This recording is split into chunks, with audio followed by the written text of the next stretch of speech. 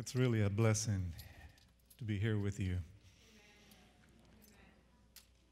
And it's really a blessing when we sing together. When we praise the Lord together. When we worship together.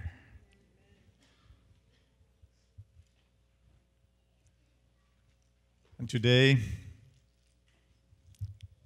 I'd like to continue the spirit of worship through the spoken word. But before we get into that, let me just share with you something that I've been hearing from people. I've been hearing from people that some of you are not too happy. Some of you are even frustrated because you wanted to become a doctor, but for some reasons, you did not make it. As a matter of fact, we only have one doctor, medical doctor here, Dr. Cordoba. Is he here with us today? Dr. Cordoba? In the back. Okay. There you go, doctor. People envy you now. But this is what I'm going to do. This is what I'm going to do today. I'm going to give you the opportunity of a lifetime for you to become a doctor. For a couple of minutes. But you'll become a doctor now. So this is what I want you to do. Hear me now. All of you, open your mouth. Okay? Do that now. Open your mouth. There you go. Now, there you go. You look nice. Yeah. Now, stick your tongue out. Yeah, do that. Do that right now. All of you. You see that in the yeah. Okay, stick your tongue out. Now, turn to the person right next to you.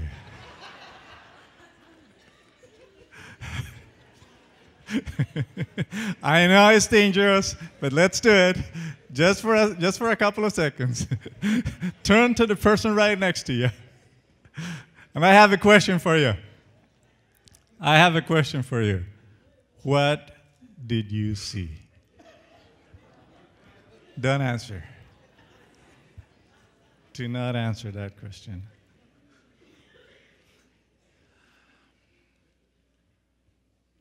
It's good to be in the house of the Lord. Last week, Pastor Cortez started our new series. I'm a church member. I'm Miami Temple. And today we'll look into another aspect of what it means to be a church member in Miami Temple. Let's pray. Our gracious Heavenly Father, thank you for being with us. Thank you for the blessings you have given us. Thank you for the love that's always with us. As we open your word, we ask your presence in our minds, in our hearts. In Jesus' name, amen.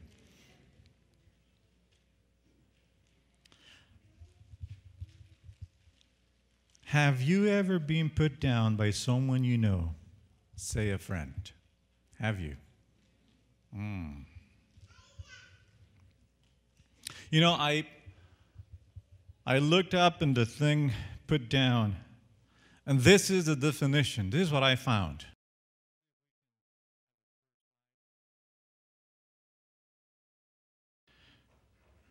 To put someone down. It says, what? A remark or an action that's intended to humiliate or embarrass someone. Now, I want you to look into this a little bit further and understand what is it that it's within the word, put down. Because sometimes we do things and we don't even realize the extent of what we do or what we say. This is the definition of humiliate. Let's take a look at the next slide. Humiliate means humiliate. Make someone feel ashamed and foolish by injuring that dignity and self-respect. Especially what?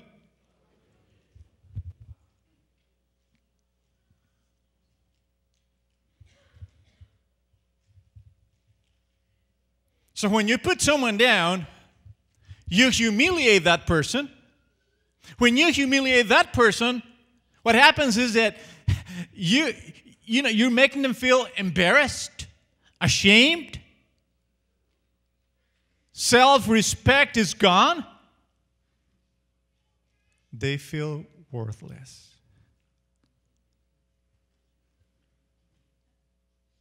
So I wanted to take a look at the area of negativity, where our mind, our thoughts, our hearts, particularly our mouth, talks negative stuff.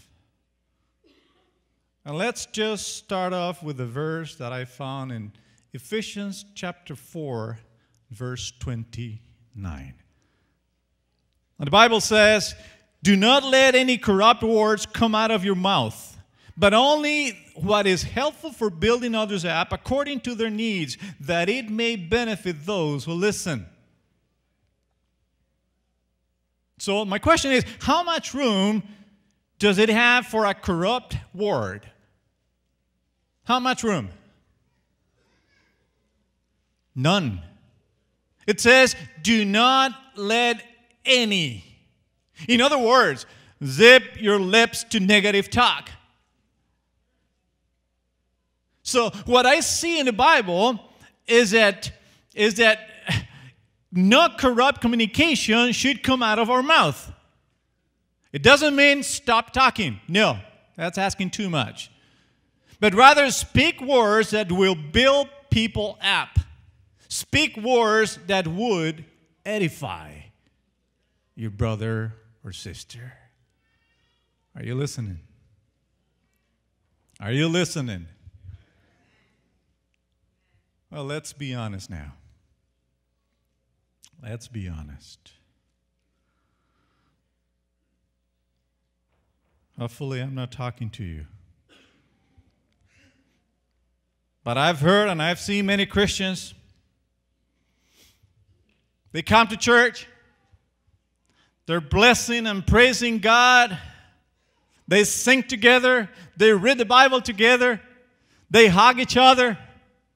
But wait till you get to your car and you start talking. It goes like this. Honey, I love the sermon today. I did too. But did you notice Margaret? She thought she was in Rio de Janeiro at carnival time. Did you notice what she was wearing? And he goes on and on and on. Negative talking. And the Bible says again, do not let any negative talk come out of your mouth. But we do it. And we do it time after time after time. And you know what? The funny thing is that we do this with people that we're supposed to love. People we call our brothers and sisters. And here we go. We're putting them down regardless. It ain't right. So I want to give you some word pictures. 2 Timothy chapter 2, verses 16 and 17. Avoid worthless, foolish talk that only leads to more godless behavior. Their teaching will spread like gangrene. Have you read that before? Some translations said cancer instead of gangrene. But if I stick to the word in Greek, it'll be gangrene. Confession time. Confession time.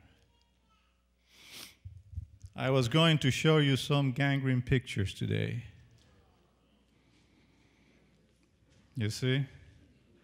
But when my wife saw those pictures, she thought they could be offensive or too graphic or too explicit. But I said, I am the man of the house. Come on now. That's why I decided to obey my wife.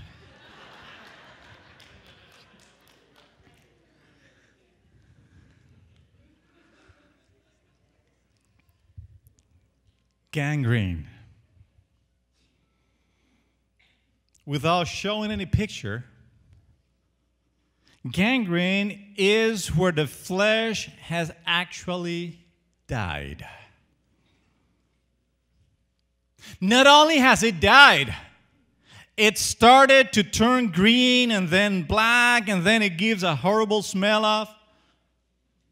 And not only does that, but it begins to poison the whole body.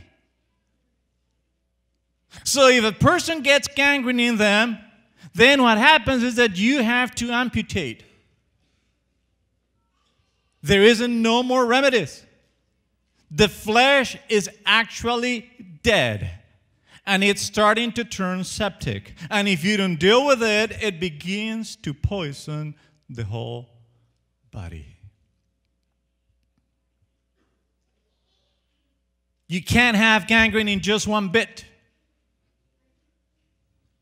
because it gets in and it affects the whole lot. So the Bible says, certain words that you and I say can eat your whole life away, just like gangrene would eat a limb away and poison the whole body. Mercy. Mercy.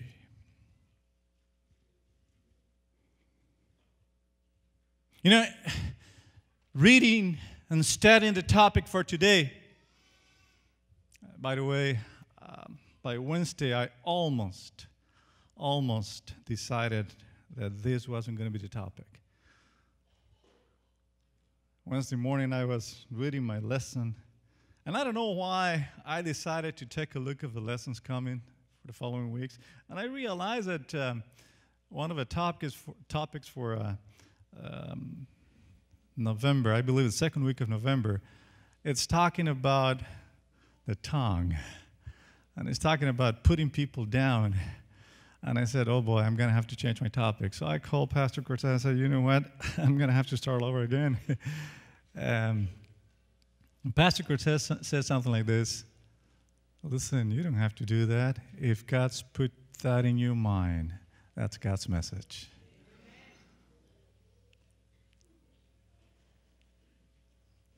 For your information, I didn't read what the lesson said, so this has nothing to do with the lesson.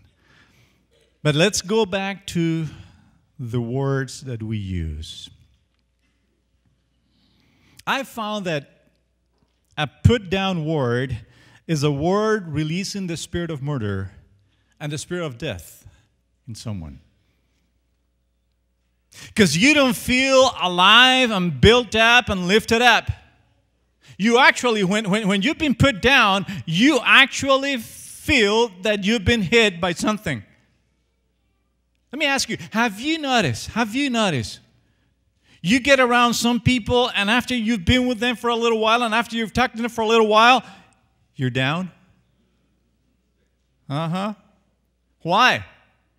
They've stolen away your life. That's what murder is. When we think of death, next one, death is what? Separation. Go back to the book of Genesis and that's exactly what you'll find. You see? You find that life is a union.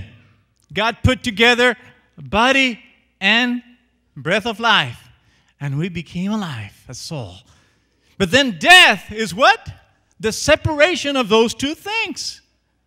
When people speak words that put you down, when people lie about you, when people gossip, they release a spirit of death. Are you listening? You want to know why? Because when you find out what they said about you, and when you hear what has been said, what happens is that you become separated. Gossip causes separation. And separation is what? Death. Is it clear?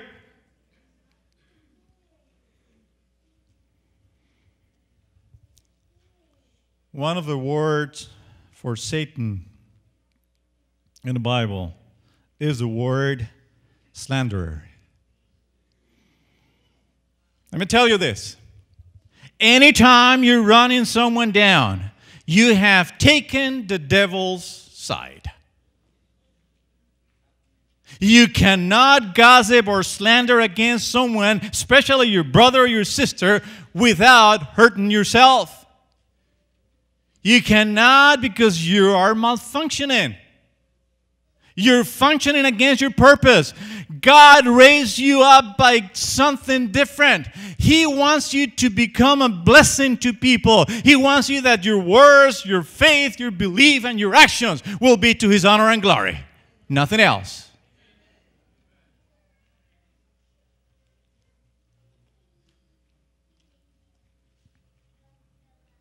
The New Living Translation gives us a good text here. In 1 Thessalonians chapter 5 and verse 11. And this is what it says. Encourage each other and build each other up. Say that again with me. Encourage each other and build each other up. What do you say to that? Now, the Message translation for James 5:9. This is what it says. Friends, don't complain about each other. A far greater complaint could be lodged against you. You know. What does it really mean? When we put together the biblical passages that we've read today, what does it really mean? Just think about that for a moment. Comfort and encouragement comes from the same Greek word. This is the Greek word, parakaleo, which is a verb. And it means to what? To comfort. But there is another word. Next one. Next one says parakleton, which is a noun. And you know what it means? Comforter. And both words, parakaleo, parakleto, Jesus Himself used both words to talk about who? The Holy Spirit. The one who is present, the one who walks beside us, the one who's comforting us, the one who's encouraging us all the time. And then Jesus says, we are encouraged, comfort each other up. Amen. So the way I see it, as Christians, we have two options. Two options when it comes to building up relationships in our family, with our friends, and here in Miami Temple. We can either build them up, we can make them strong, we can make them beautiful, or we can tear them down. What do you want to do? What do you want to do? When someone comes to you and says, you know what, George, Sally said this, and Lori did that. What do you usually say? What do you do? You know, a good answer could be, my friend, I'd rather not hear it. Next slide. But the better answer will be, have you talked this problem over with whoever directly? Have you talked this problem over with George or Sally or Lori directly?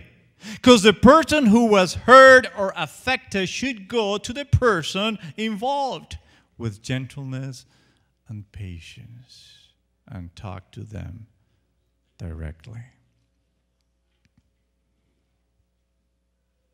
You've read this passage before. But what does the Bible say about handling this type of matters? Matthew 18:15 says, if your brother sins against you, go and tell the church about your brother. What? What translation do you have?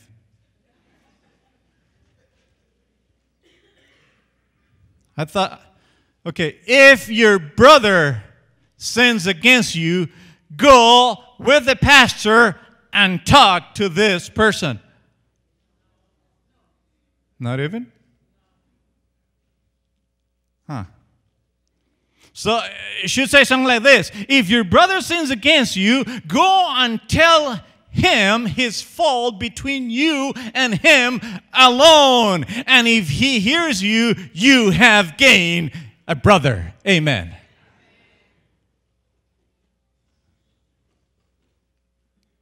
That's what I call the direct approach. Not the indirect approach. But guess what? Many Christians, probably you and I have done it. Many Christians, we tend to communicate in a very indirect way. Because we tend to gossip and spread and criticize. And we talk about some other people. And we talk about some other people without even talking to the person who is involved.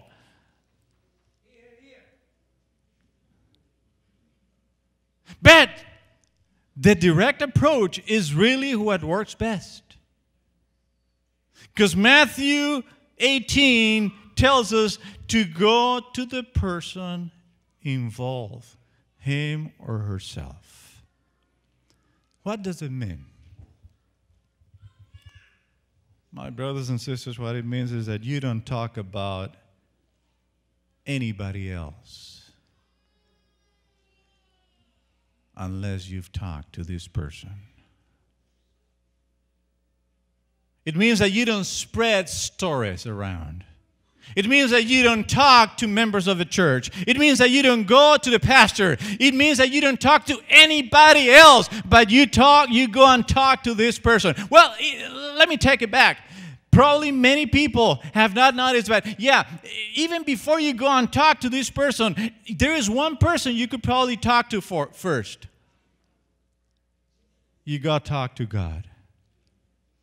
Ask Him to help you have the right perspective.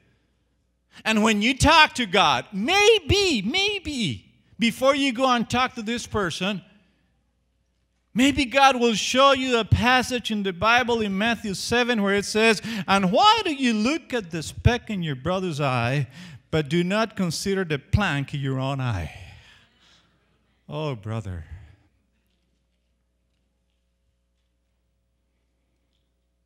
So you talk to God first. God could probably give you a better answer. But also when you talk to God, ask Him to speak the truth in love. Because that's what the book of Ephesians chapter 4 verse 15 says. It says, but speaking the truth in love may grow up in all things into Him who is the head, Christ Jesus. Praise God. So if someone comes to you to tell you about their distress or unhappiness because of what someone did to them, kindly stop the grapevine of gossip right there.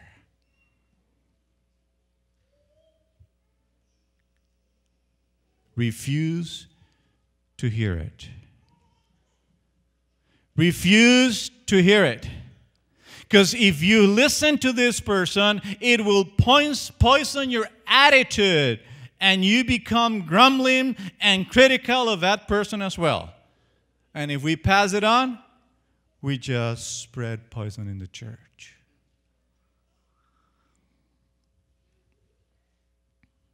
There's an illustration I read.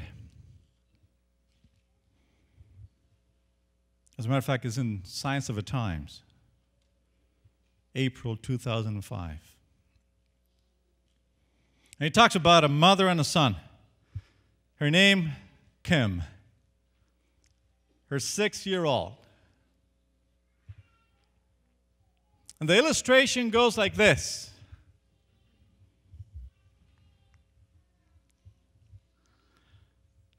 Both of them, Kim and her son, went to a restaurant because they wanted to eat dinner together. So before eating, the son asked, Mommy, can I pray? And she said, of course. Go ahead, honey, you pray. So this is what he prayed.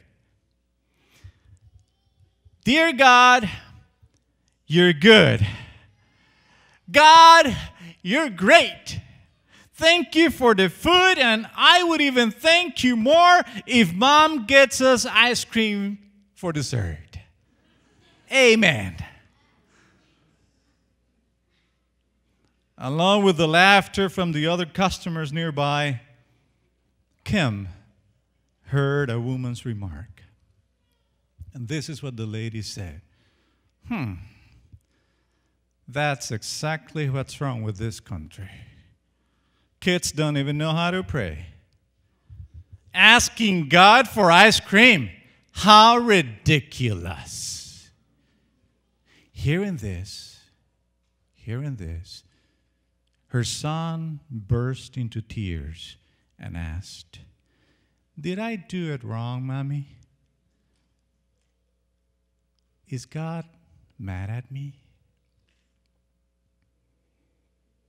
As his mother held him and assured him that he had done a terrific job and that God was certainly not mad at him, an elderly gentleman came into the restaurant,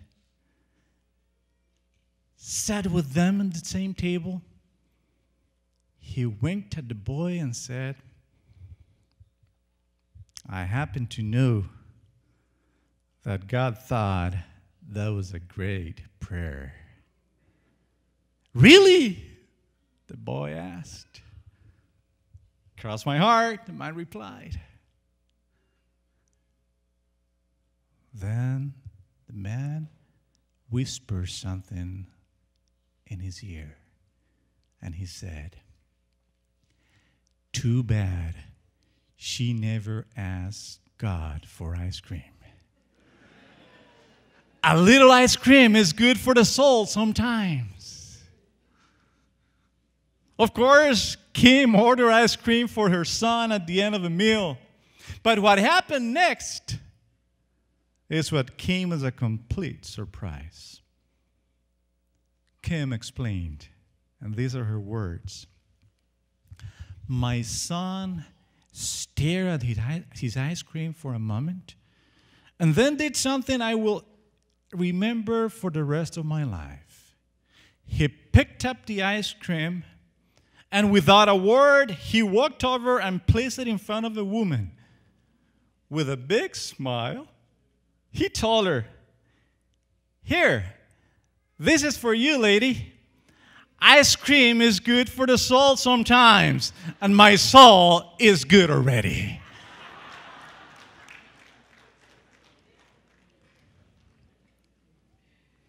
Miami Temple. Next. To build each other up and to encourage one another is always good for the heart.